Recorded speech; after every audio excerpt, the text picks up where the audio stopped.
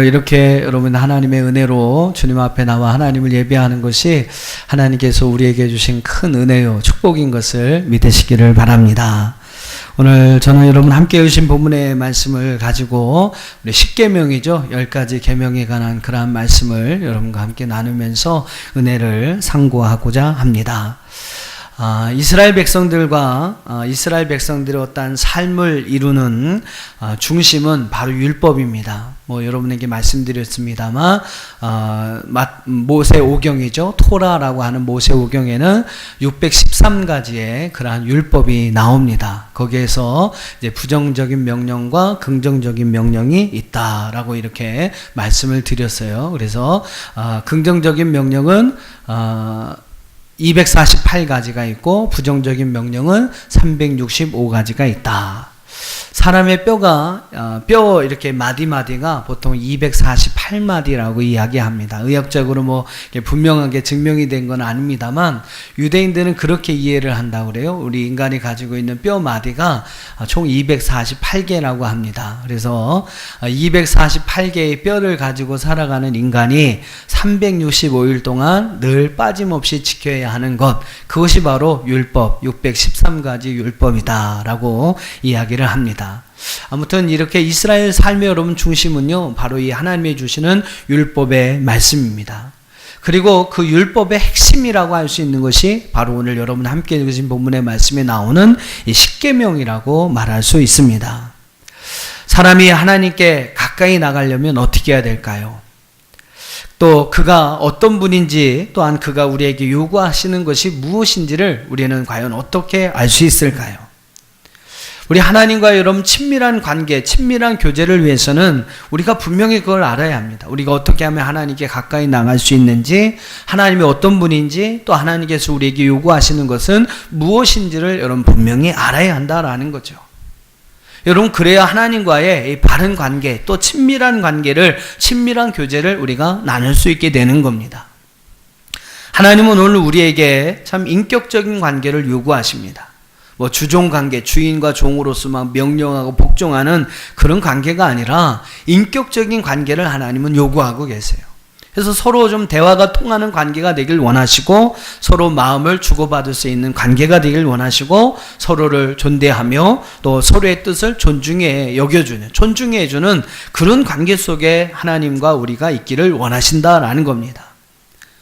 여러분, 그런 관계를 유지하기 위해서 하나님께서 바로 우리에게 율법을 주셨다라는 거예요. 이 율법 속에서는, 이 율법에 보면 우리가 어떻게 하나님 앞에 나아갈 수 있는지, 또 하나님은 어떤 분이신지, 또 하나님 우리에게 요구하시는 것이 무엇인지를 이 성경의 말씀은, 특별히 율법의 말씀은 우리에게 기록하고 있습니다. 그것을 말씀하는 이유가 무엇이냐? 그것은 바로 그 율법을 통해서 우리와 하나님과 친밀한 교제를 갖기를 원하시기 때문이다라는 겁니다. 사랑하는 여러분, 율법은 하나님께서 우리의 자유를 구속하게 해주신 것이 아닙니다. 우리를 여러분 막 억압하고 자기만 막 영광 받으시려고 주신 그러한 율법이 아니라는 거예요. 또 우리가 보통 생각하는 것처럼 안 지키면 큰일 나는, 안 지키면 혼나는, 여러분 그런 어떤 방편에서, 그러한 목적에서 우리에게 주신 것이 율법이 아니라는 것입니다. 여러분, 율법을 주신 이유를 잘 아셔야 돼요. 그것은 하나님과 우리와 친밀한 교제를 위해서 하나님께서 우리에게 허락하신 것이 바로 율법인 것을 믿습니다.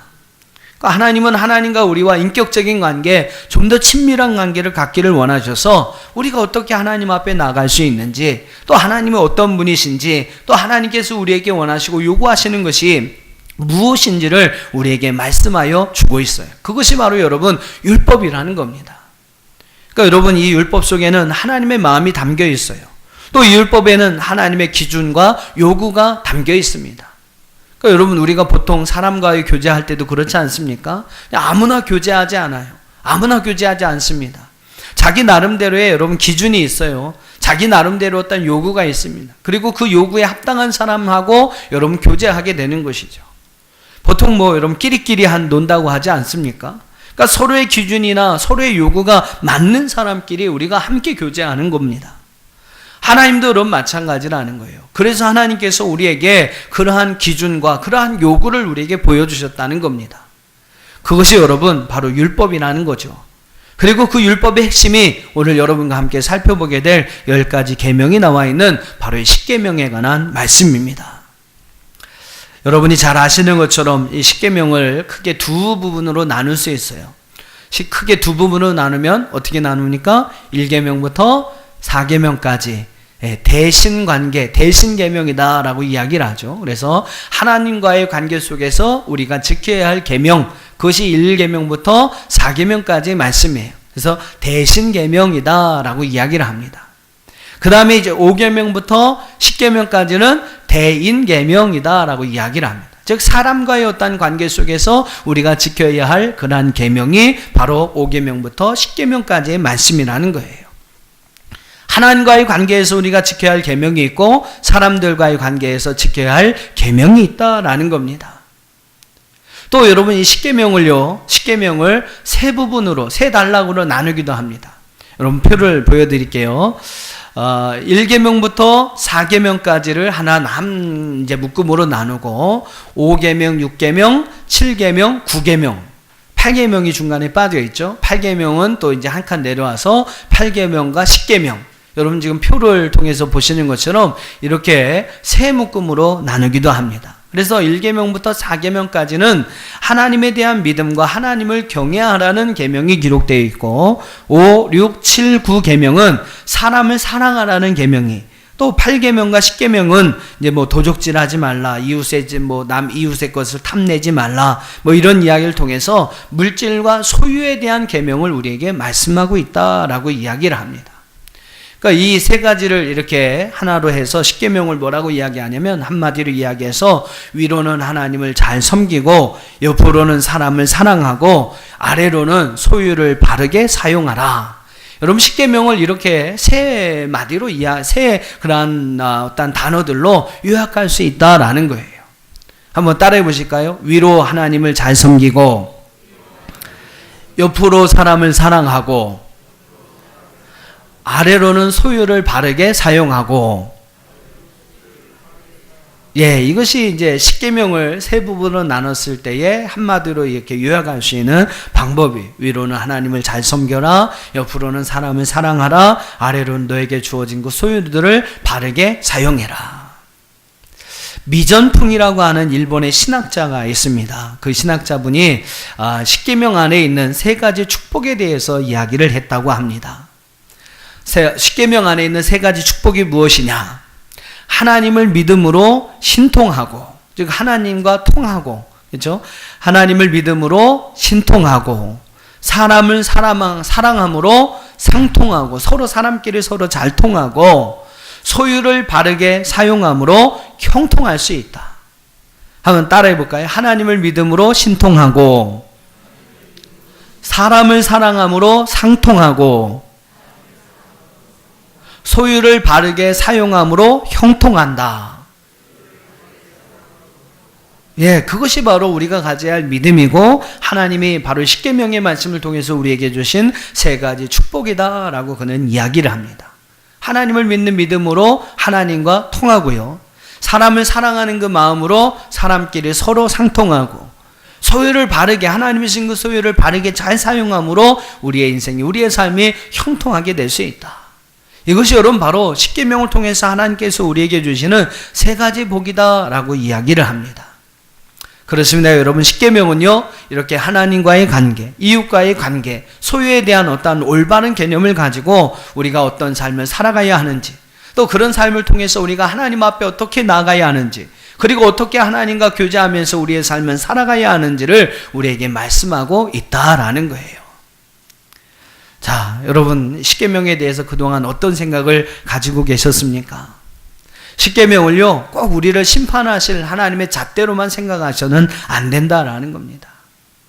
이 십계명을 지키지 않으면 하나님 앞에 벌받지, 저주받지. 여러분 그래서 하나님께서 우리에게 지키라고 주신 계명은 아니라는 거예요. 물론 뭐 그런 이제 취지도 있으시겠지만 그거보다 더 중요한 이 계명을 주신 근본적인 이유는 이런 심판보다는 축복을 주시기 위함이라는 사실을 여러분 꼭 기억하시기를 주님의 이름으로 축원합니다. 자, 이제 이 10가지의 계명이 하나님과의 관계, 또 이제 사람과의 관계, 또 소유에 대한 올바른 개념이라는 말씀을 드렸는데, 이 3가지를 이제 중심으로 해서 오늘 10계명에 관한 말씀을 여러분과 함께 나누면서 은혜를 상고하고자 합니다. 자, 어떻게 제가 나눴죠? 다시 한번 복습합시다. 어떻게 나눴죠? 1계명부터 4계명까지 하나님에 대한 믿음과 하나님을 경외하라는 그러한 계명이 첫 번째 1계명부터 4계명까지 말씀이고, 두 번째는 뭐예요? 5, 6, 7, 9계명으로서 사람을 사랑하라 라는 계명이, 그 다음에 8계명과 10계명은 물질과 소유에 대한 그러한 계명을 우리에게 말씀하고 있어요.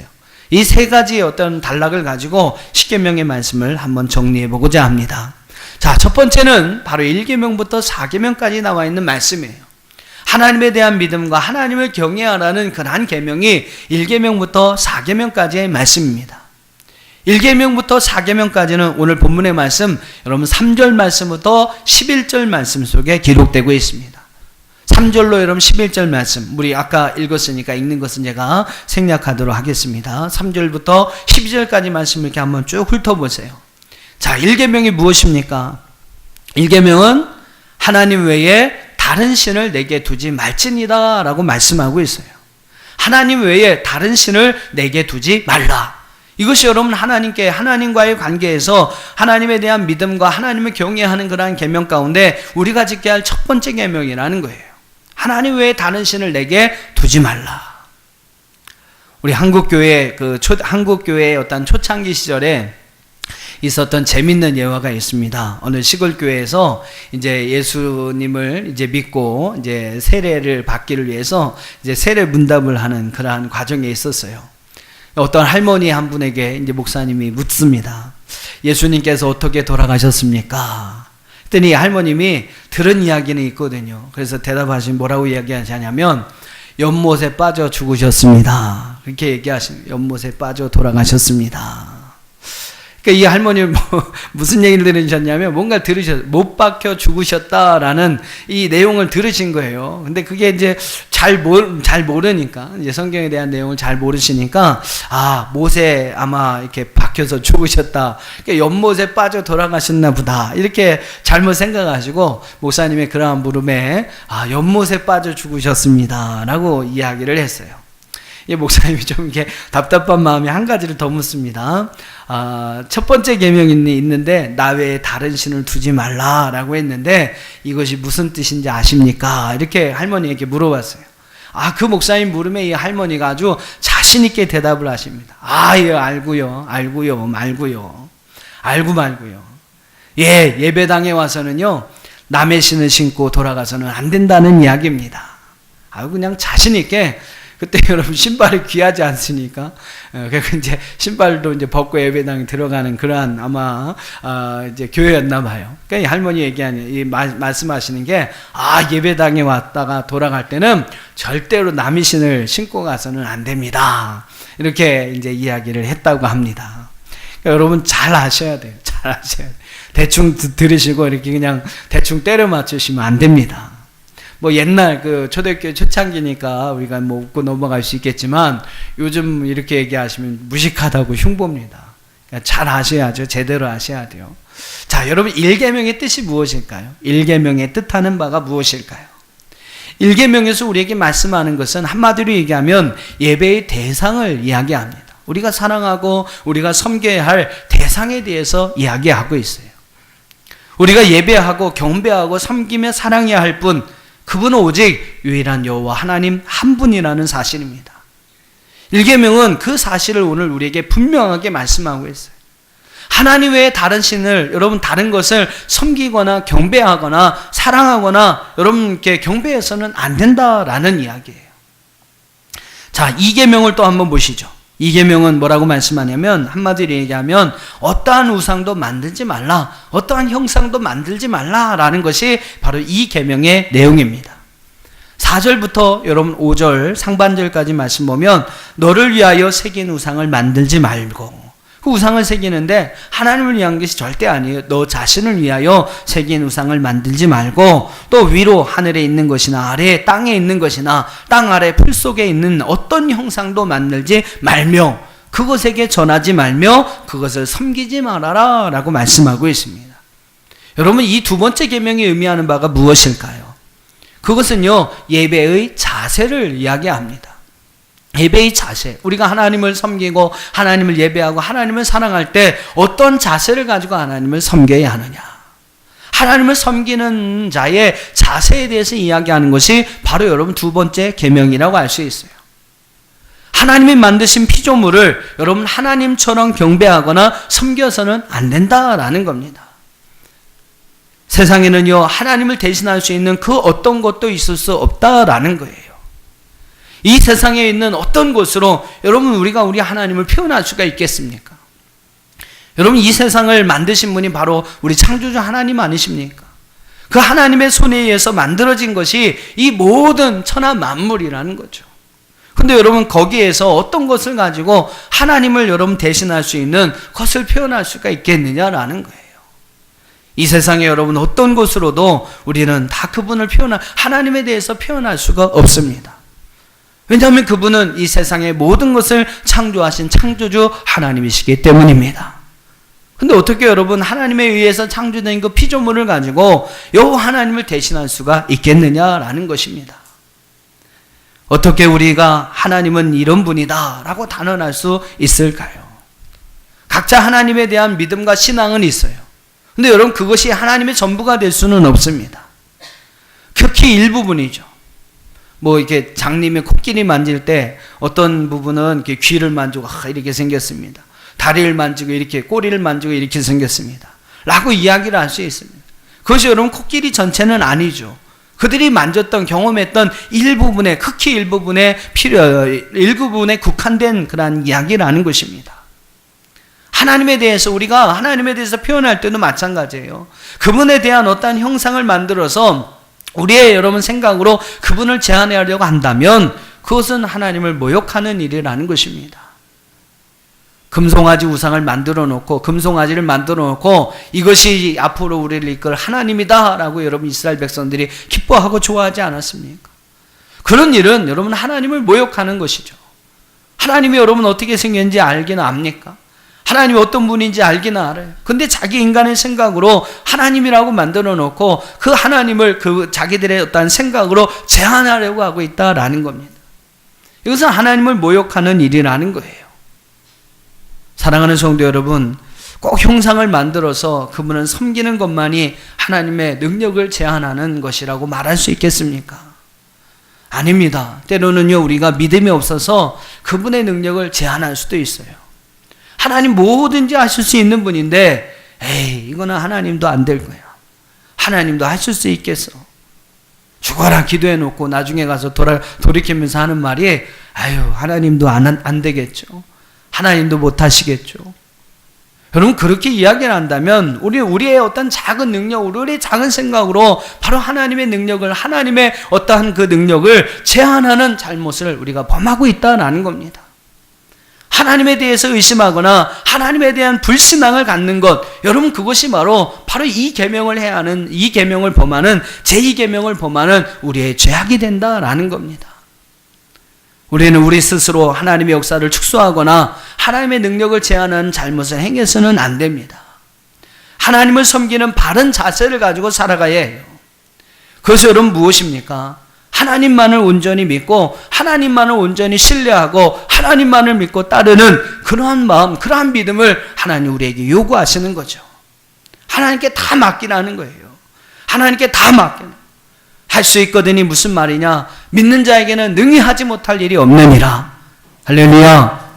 여러분, 이러한 분명한 믿음 가지고 하나님께 다 맡기라는 거예요. 여러분의 생각대로 살지 마시고 하나님 말씀대로 여러분의 모든 짐, 여러분의 모든 이제 근심, 걱정, 염려, 여러분의 모든 기도의 제목 하나님 앞에 다 맡기라는 겁니다. 삶이 어렵고 힘든 무거운 짐, 모든 문제들 하나님 다 맡기시면 하나님께서 그 속에서 여러분에게 쉼을 얻게 하시고 평화를 얻게 하신다고 말씀하고 있어요. 근데 우리는 잘못된 우리의 어떤 믿음 가지고 우리의 여러분 작은 생각을 가지고 하나님의 능력을 제한하는 그런 하나님을 잘못 섬기는 자세를 가지고 살아가고 있다라는 거예요.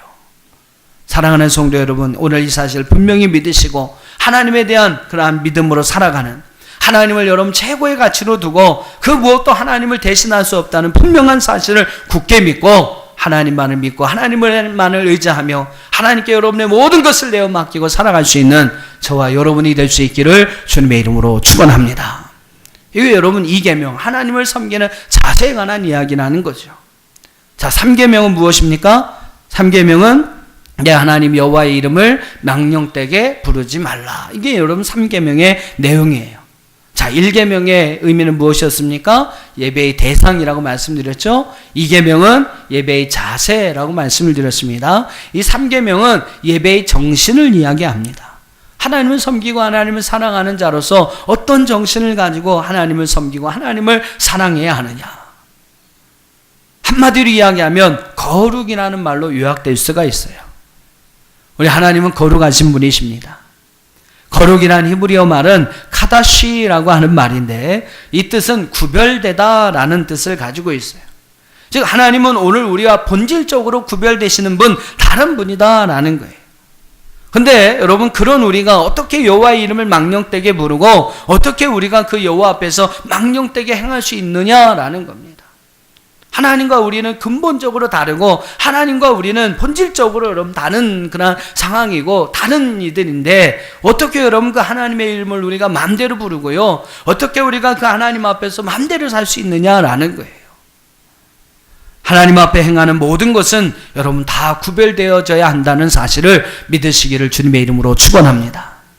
우리 하나님 앞에 행하는 모든 것은요 다 여러분 구별되어져야 해요. 거룩해야 합니다.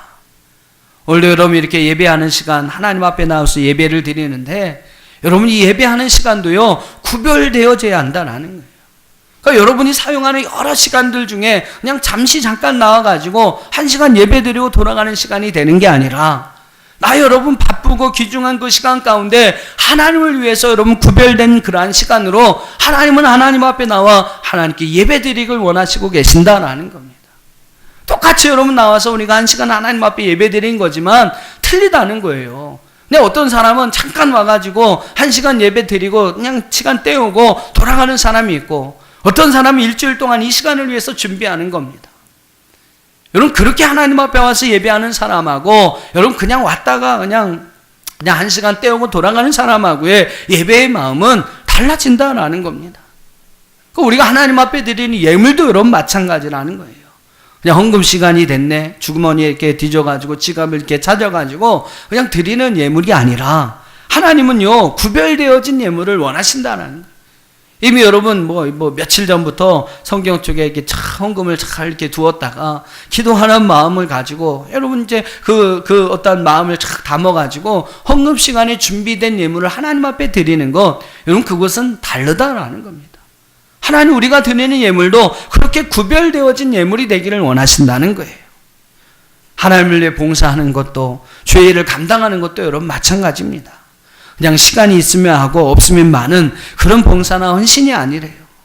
나의 바쁘고 여러분 소중한 시간이지만 먼저 하나님을 위해서 구별된 시간을 가지고 하나님 앞에 나와서 봉사하고 하나님 앞에 헌신하는 여러분 그런 구별됨을 하나님은 우리에게 요구하신다는 겁니다.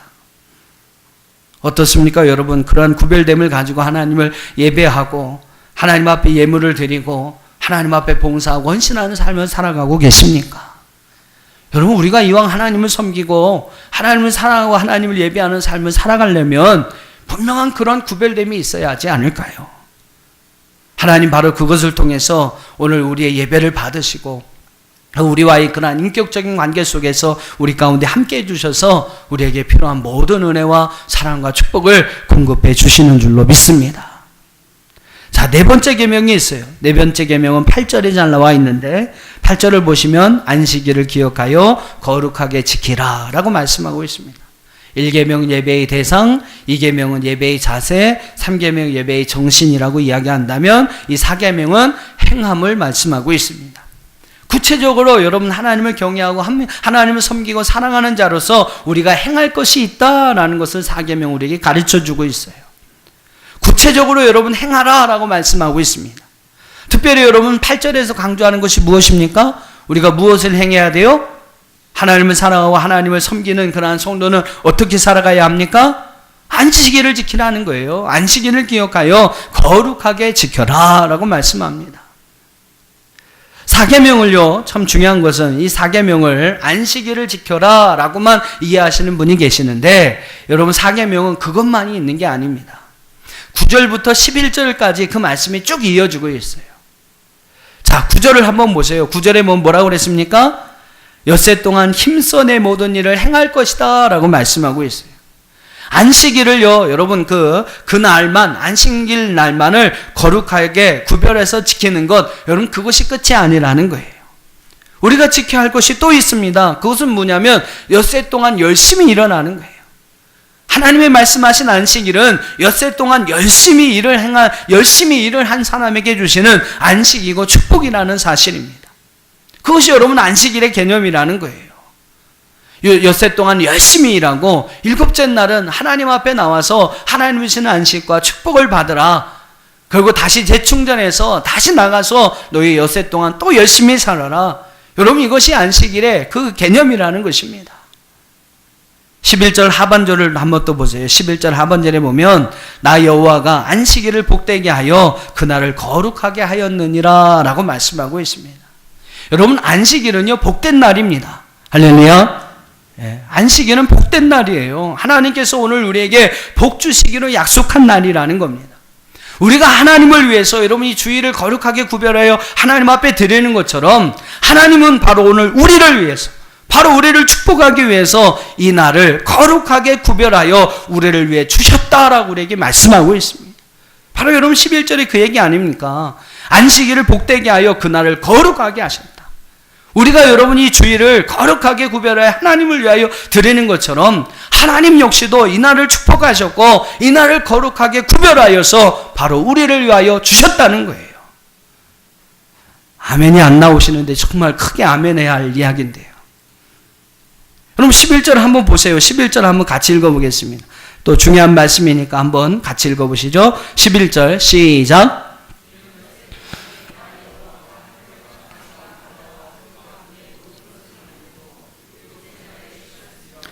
그러므로 나 여호와가 안식일을 복되게 하여 그날을 거룩하게 하였느니라. 할렐루야.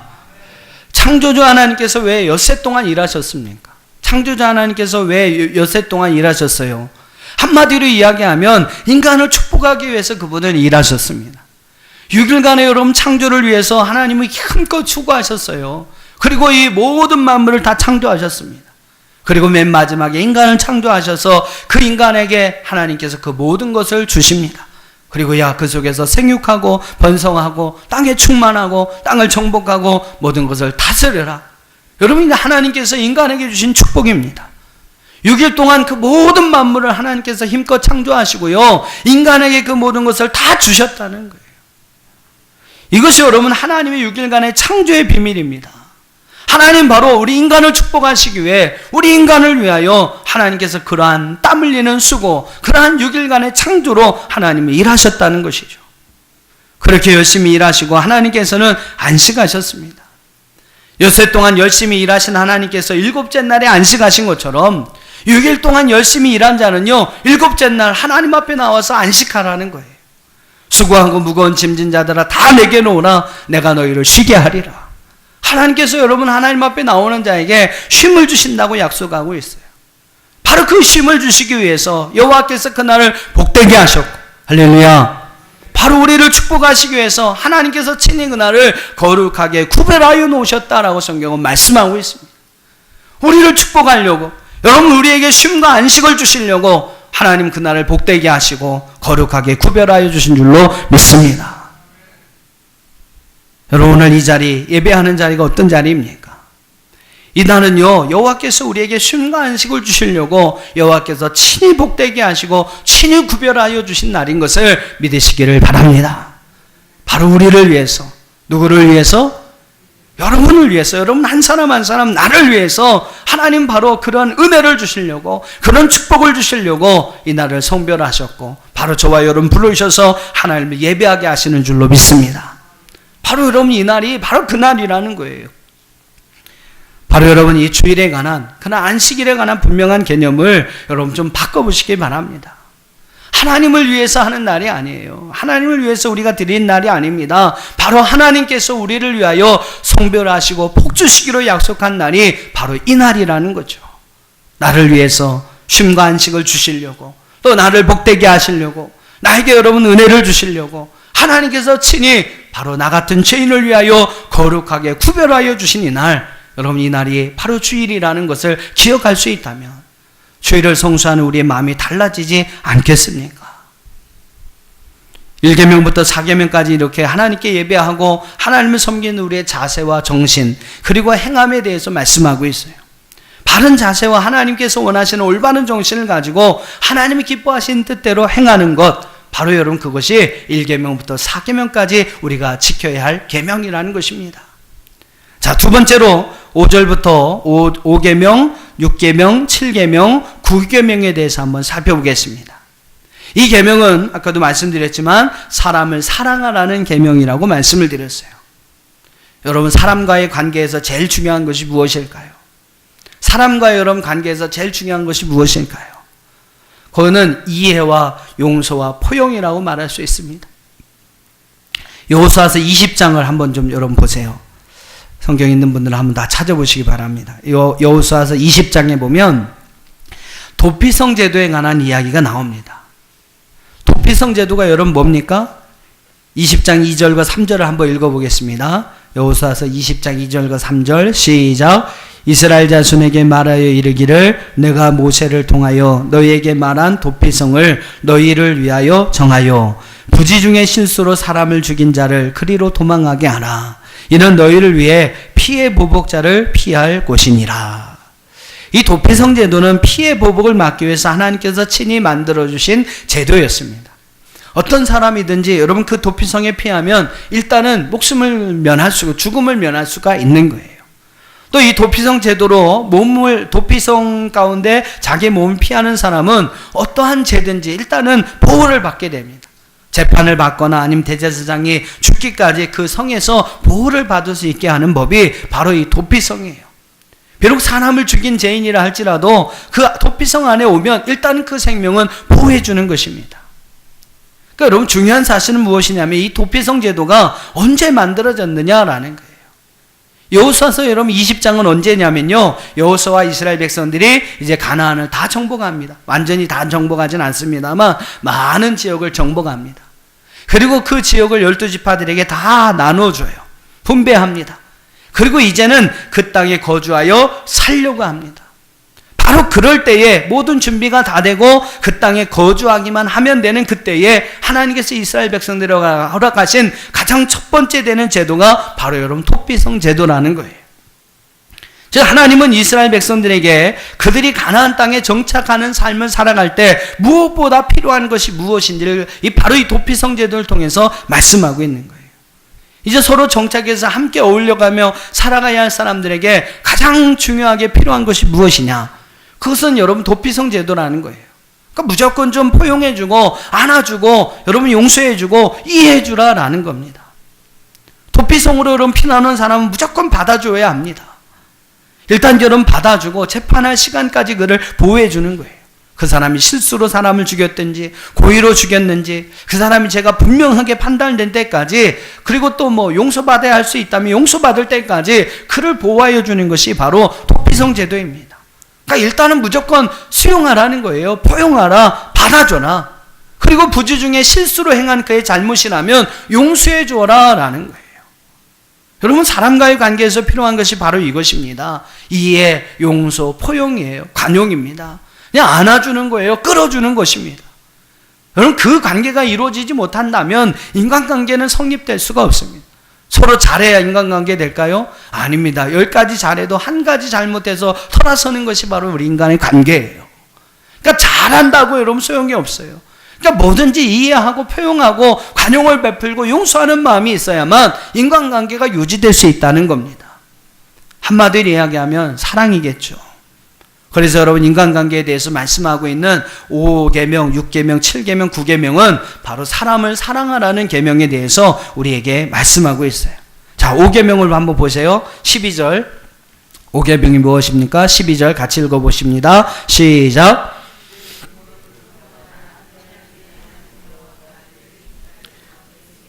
예, 12절에서는 어떤 사랑을 이야기해요? 부모 사랑을 이야기합니다. 부모 사랑. 예, 부모 사랑 방법은 뭐예요? 공경하라는 겁니다. 내 부모를 공경하라. 13절 6계명입니다. 시작. 살인하지 말라. 살인하지 말라. 무엇을 이야기하는 겁니까? 형제 사랑, 이웃 사랑을 이야기하는 거예요. 친구 사랑을 이야기하는 겁니다. 형제 사랑, 이웃 사랑, 친구 사랑의 방법은 무엇입니까? 한마디로 얘기하면 죽이지 말라는 거예요. 다른 말로 바꿔서 얘기하면 살리라는 것입니다. 그들이 가진 여러분 육신의 생명을 살려주고 여러분 그들이 가진 영혼의 생명을 살려주는 것, 이것이 여러분 이웃사랑을 실천하는 가장 큰 방법이라는 것이죠. 14절 읽어보세요. 7계명입니다. 시작. 간음하지 말라. 간음이 뭡니까? 남편과 아내가 있는 사람이 다른 여자, 다른 남자를 사랑하는 것을 간음이라고 이야기해요. 잘못된 사랑, 어긋난 사랑, 부부 사이에 깨어진 사랑에 대해서 이야기하는 겁니다. 왜 하나님께서 여러분 간음하지 말라고 말씀하신 겁니까? 그것은 부부간의 사랑을 지키라는 거예요. 예, 하나님께서 함께할 수 있는 배필로, 돕는 배필로 주신 것이 바로 부부 아닙니까? 근데 그 부부간의 사랑을 지켜가기 위해서 간음하지 말라는 거예요. 그러니까 이 간음하지 말라는 것은 바로 부부 사랑을 이야기하는 것입니다. 또 16절 한 줄 떠서 16절에 보면 9계명이 있습니다. 읽어보시죠. 시작. 내 이웃에 대하여 거짓 증거하지 말라. 위증에 대한 금지를 명령한 규정입니다. 왜 이웃에 대해서 위증하지 말아야 합니까? 바로 공의와 정의를 지키기 위해서라는 거예요. 사람 관계에서 여러분 진리와 정의와 공의가 깨어진다면 그 관계는 성립될 수 없습니다. 서로 진실하지 못하고 여러분 거짓이 있다면, 서로 여러분 올바르지 않은 관계 가운데 있다면 그 관계는 깨어질 수밖에 없는 것이죠. 그러니까 서로의 좋은 관계를 위해서는 서로에 대해서 진실해야 합니다. 올바르고 곧아야 합니다. 진실하지 못하고 바르지 못한 관계는 깨어질 수밖에 없는 거예요. 그래서 여러분 9계명은 뭐를 이야기해요? 진리와 공의를 사랑함을 우리에게 말씀하고 있습니다. 진리와 공의를 사랑함으로 인간과의 관계를 지켜가라. 이것이 여러분 사람을 사랑할 때 우리에게 필요할 4가지 계명이라는 거예요. 자, 이제 마지막으로 시간이 없으니 빨리빨리 진행하고 있습니다. 마지막 세 번째로 8계명과 10계명이 있어요. 8계명과 10계명은 소유와 물질과 소유에 대한 계명을 우리에게 말씀합니다. 자, 8계명이 뭡니까? 15절을 읽어보실까요? 15절 시작. 도둑질하지 말라. 10계명은 뭡니까? 10번째 계명은 17절 읽어보겠습니다. 17절 시작. 내 이웃의 집을 탐내지 말라. 내 이웃의 아내나 그의 여종이나 그의 남종이나 그의 여종이나 그의 소나 그의 낙이나 무릇 내 이웃의 소유를 탐내지 말라. 물질과 여러분 소유에 대해서 우리가 버려야 할 2가지를 분명히 이야기합니다. 하나는 도둑질이고 하나는 탐욕이라는 거예요. 제가 국어사전을 찾아보니까 남의 물건을 훔치거나 빼앗는 짓이라고 쓰여 있고요. 히브리 원어의 뜻은 무엇일까 제가 찾아봤는데 히브리어로는 가나부라고 쓰여 있고요. 이 뜻은 훔치다, 속이다, 슬그머니 가져오다 라는 뜻을 가지고 있습니다. 도둑질이 여러분 무엇입니까? 그것은 내 것이 아닌데 내 것처럼 슬그머니 가져다가 쓰는 게 도둑질이에요. 여러분 도둑질 안 하시나요? 도둑질 여러분 안 하십니까? 여러분 잘 생각해 보시면 참 내 건 아닌데 내 것처럼 쓰는 경우들이 참 많아요. 시간도 그렇죠. 건강도 그렇습니다. 하나님 우리에게 주신 재능도 물질도 생명도 다 그런 것 같아요. 다 내 것 아니잖아요. 하나님께서 잠시 이 땅에 살아갈 동안 나에게 맡겨주신 거 아닙니까? 우리는 청직이라고 이야기하잖아요. 성경은요. 그냥 그것을 하나님이 주신 것을 잠시 맡아서 사용하고 잠시 맡아서 수고하는 것이 오늘 우리의 임무입니다. 청지기적 사명이라고 이야기를 하죠.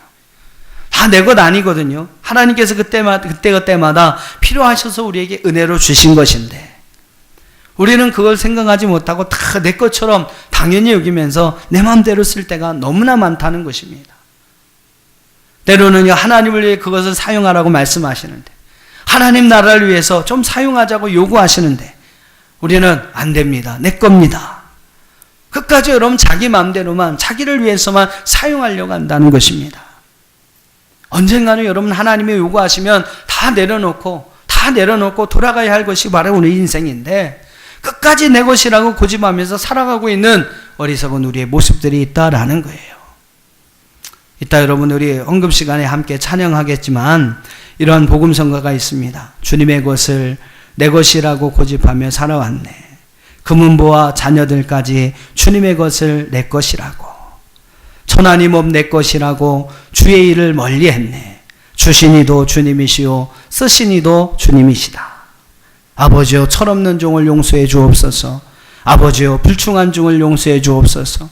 맡긴 사명 맡긴 재물 이제는 주를 위해 쓰렵니다. 세상 유혹 멀리하고 이제는 주만 위해 살렵니다. 탐욕의 마음도 여러분 마찬가지입니다. 하나님은 우리에게 늘 필요한 것을 적당한 만큼만 주세요. 근데 우리는 늘 더 달라고 요구하지 않습니까? 저도 먹지도 못할 거면서 늘 탐욕의 마음, 그 욕심을 가지고 늘 더 가지려고, 더 쌓아놓으려고, 더 모아두려고 여러분 욕심을 부리며 살아가는 것이 우리의 모습이에요. 며칠 전에 인터넷 기사를 통해서 빌 게이츠에 관한 그러한 그 기사를 제가 봤습니다. 놀랍더라고요. 이 빌 게이츠는요 1초에 5만 원씩을 기부합니다. 1초에 5만 원. 1분이면 347만 원. 벌써 한 300만 원을 그가 기부했습니다. 1시간에 2억. 1시간에 2억을 기부합니다. 하루면요 50억을 기부한대요. 일주일에는 350억을. 한 달에는 1,500억을. 별로 안 놀라시는데 여러분 다 그만큼 갖고 계시죠? 1년이면 1,500억. 1년이면 1조 8천억 원을 기부하는 사람이 바로 여러분 빌 게이츠라는 사람이라고 합니다. 그럼 여러분 지금 이렇게 설교 듣는 시간에도 벌써 그 사람은 2억 정도를 벌써 기부하는 거예요. 야, 대단하지 않습니까? 그런데 여러분 그럼에도 불구하고 그의 자산이요 792억 달러. 약 우리 돈으로 얘기하면 약 78조억이 넘는다고 합니다. 87조 이상이 된다고 해요. 2년 연속 세계 최고의 부자에 올랐습니다. 작년 11월에는요, 15억 달러의 15억입니다. 우리나라 돈이 아니라 15억 달러에 대한 그러한 어떤 가치를 가진 MS 주식을 자신이 만든 빌 멀린다 게이츠 재단에다 기부를 해서 15억 달러를 기부했는데도 불구하고 여전히 그는 세계 최고의 부자로 부동의 1위 자리를 지키고 있습니다. 여러분 욕심을 가지고 끌어모은다고 부자가 되는 걸까요? 남의 것을 빼앗아야 여러분 부자가 될 수 있을까요? 모으고 여러분 쌓아두어야 우리의 소유가 많아지는 것일까요? 빌 게이츠를 보세요. 여러분 나누고 베풀어도 그는 늘 세계 제1의 부자가 됩니다. 기부도 세계 1등이고 재산도 세계 1등이에요. 재물과 소유에 대한 우리의 생각이 여러분 좀 바꿔져야 합니다. 빼앗고 훔쳐와야, 끌어모으고 쌓아놔야 여러분 내 소유가 풍성해지는 게 아니라는 거예요. 오히려 여러분 나누고 베풀 수 있을 때에 우리는 우리의 소유가 더 풍성해지는 축복을 얻게 된다는 것입니다. 8계명과 여러분 10계명은 우리에게 분명하게 말씀하고 있어요. 재물과 소유는 도둑질과 탐욕으로 이루어지는 것이 아니다. 오히려 반대로 나눠주고 베풀 때, 하나님을 위하여 기쁨으로 드려줄 수 있을 때 더욱더 풍성한 재물과 소유를 얻게 된다는 사실을 우리에게 말씀하고 있습니다. 사랑하는 여러분, 이 사실을 믿으시기를 주님의 이름으로 축원합니다.